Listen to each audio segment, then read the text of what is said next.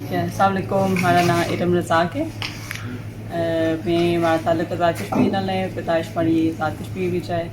UK विच रहने आं मिगी कोई तकरीबन 30 साल होने आह्ले।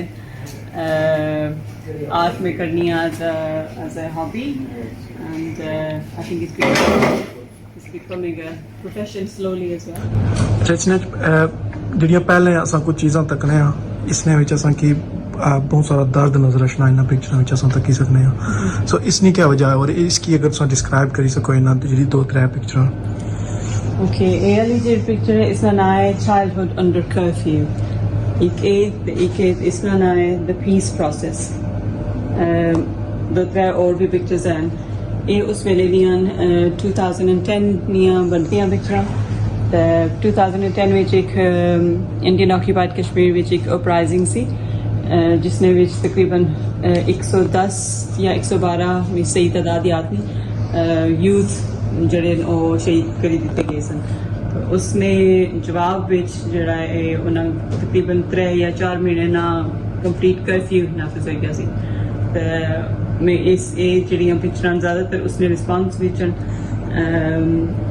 इस जड़ी ये पेंटिंग है childhood under curfew as is self explanatory as well कि बच्चों ना बड़े तो फिर कुछ तरह अपनी दिहाड़ गुजारी करने लेकिन बच्चों वास्ते बहुत मुश्किल हो जानी। सो ये उसका रिस्पॉन्स सी कि बच्चे जो कर्फ्यू की सिचुएशन होनी है उसमें बच्चों ना जो बचपन इस तरह गुजरना ठीक। तो ये जो नीचे वाली है द पीस प्रोसेस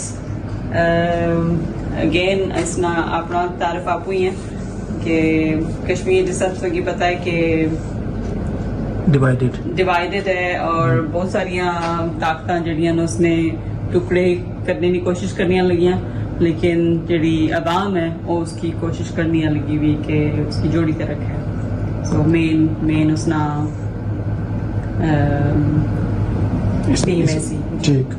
अच्छा एक और असा पिक्चर तकी सकने हैं ये जरा तुसा एक इसनी तितली बनाई हुई है और ये रियासत जम्मू कश्मीर ना मैप है और इसने विच फौजी नजर आई रहा ये साथ रही है जी। उसका टाइटल है ट्रम्पल्ड।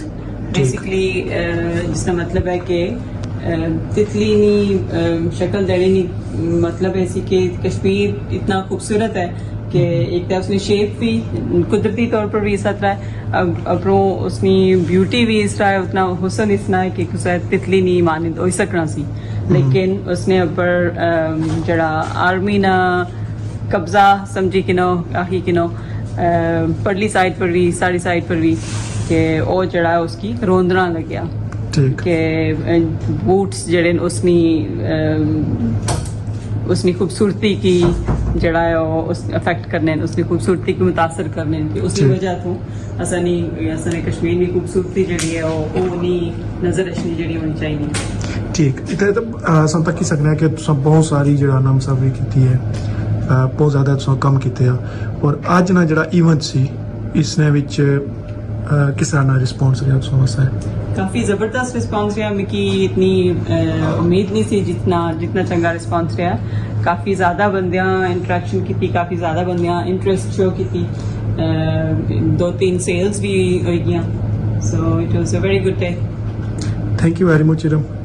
तुसां सारा इन्ना कम तकी सकने हो बहुत ज़्यादा क्रिएटिव है और ये बहुत सारिया चीज़ां जड़ियां आने कि पिक्चर है जी खुद डिस्क्राइब करनी है हर चीज़ की इस तरह इन्ना नेचर की भी अपनी मुसावरी ना हिस्सा बनाया हुआ है और प्लस जो दर्द तकसीम ने और इस तरह बाकी चीज़ां जड़ियां उन्होंने की भी इन्ना अपनी आर्ट में हिस्सा बनाया।